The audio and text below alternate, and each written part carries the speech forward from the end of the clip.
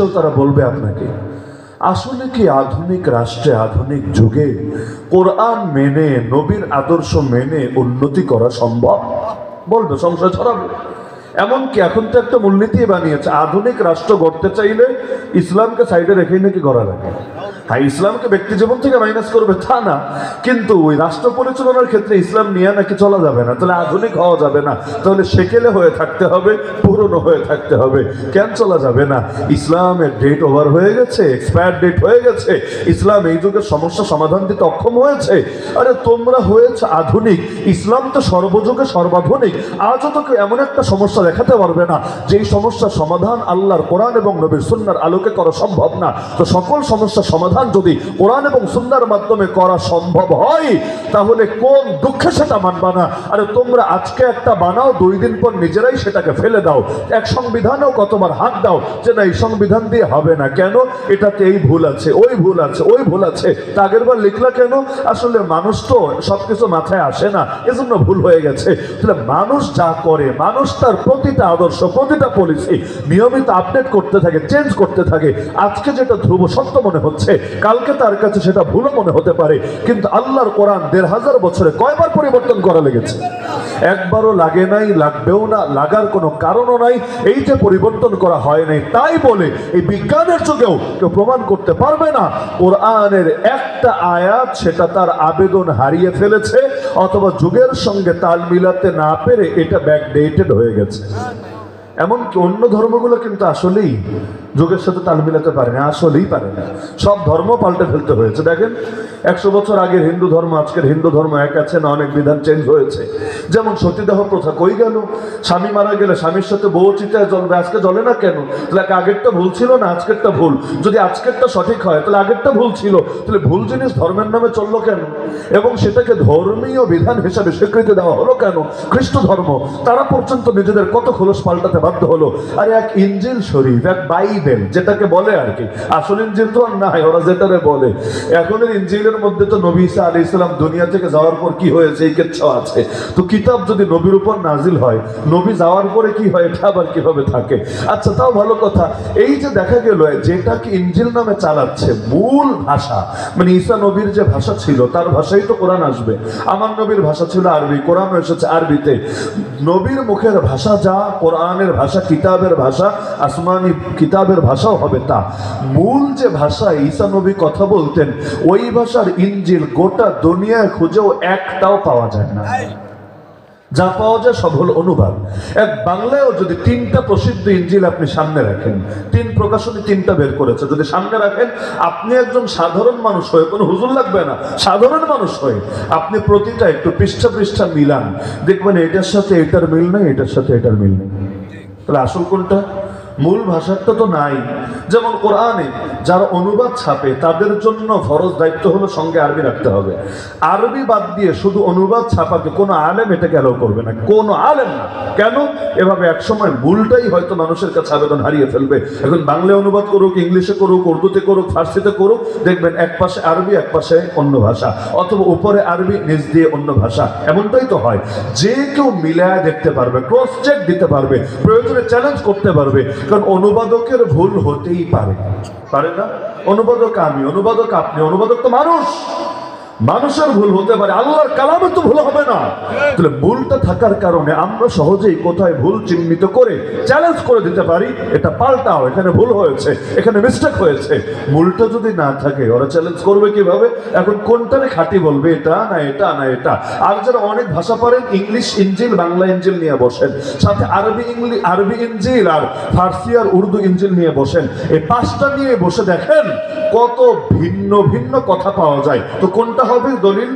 আরবিটা না উর্দুটা, ফার্সিটা না বাংলাটা না ইংলিশটা, কোনটা হবে দলিল? তো দেখা গিয়েছে ধর্মকে ওই যুগের সাথে মিলাতে গিয়ে একটু একটু করে অনুবাদই পাল্টে দিয়েছে। যার যেভাবে সুবিধা হয়, যেটা দিলে ধান্দা ভালো হয়, ওভাবে করে নিয়েছে। তাহলে খেয়াল করলে দেখা যাবে সবগুলোই তাল মিলাতে না পেরে ঝামেলায় পড়েছে। এই খ্রিস্ট ধর্মের বিপক্ষে ইউরোপে আন্দোলনও হয়েছে। অবশেষে এটাকে নিয়ে গির্জাবন্দি করে দিয়েছে। মানে কি? যে গির্জা চলবে ধর্ম দিয়ে, রাষ্ট্র চলবে সেকুলারিজম দিয়ে। এই সেকুলারিজম এসেছে মূলত কারণ তারা দেখছে ধর্ম তো বাধা, ধর্ম দিয়ে আগানো যায় না। কারণ খ্রিস্ট ধর্ম এটা দুনিয়ার উন্নত হতেও দিবে না, আবার নিজের কাছে উন্নত হওয়ার মন্ত্র পাবে না। ওর নিজের কাছে এমন কিছু নাই যা দিয়ে দুনিয়া আগাবে, আর বিজ্ঞানীরা যা বলছে ওইটা দিয়ে আগাতে গেলে সে বাধা হয়ে যাচ্ছে, সে সব কিছুকে উড়ায় দিচ্ছে।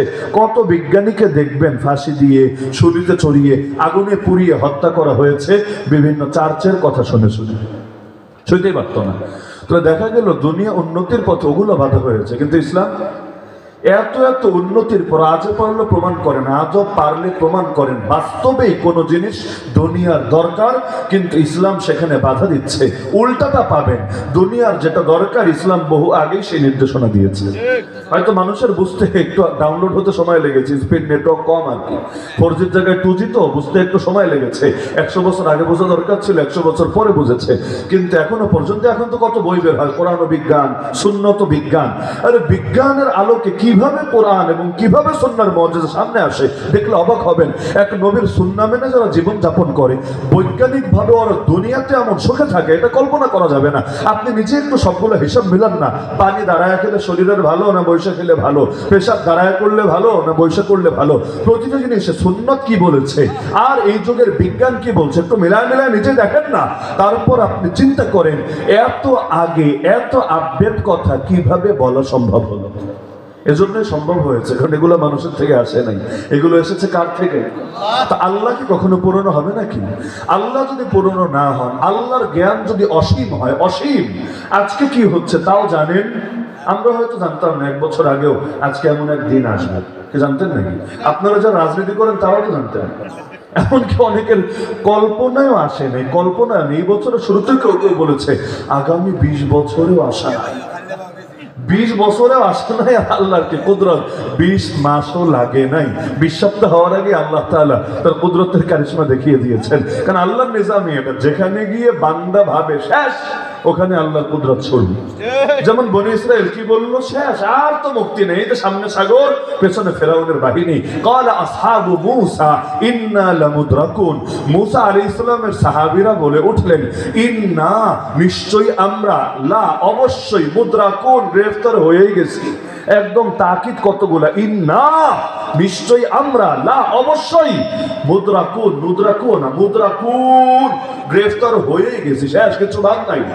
নবী মুসা আলাইহিস সালাম তিনি শুধু বললেন কাল্লা, কিছুতেই না, ইন্না মাইয়া রাব্বি সায়াহদিন, আমার সাথে আমার রব আছে, তিনি পথ দেখাবেনই দেখাবেন।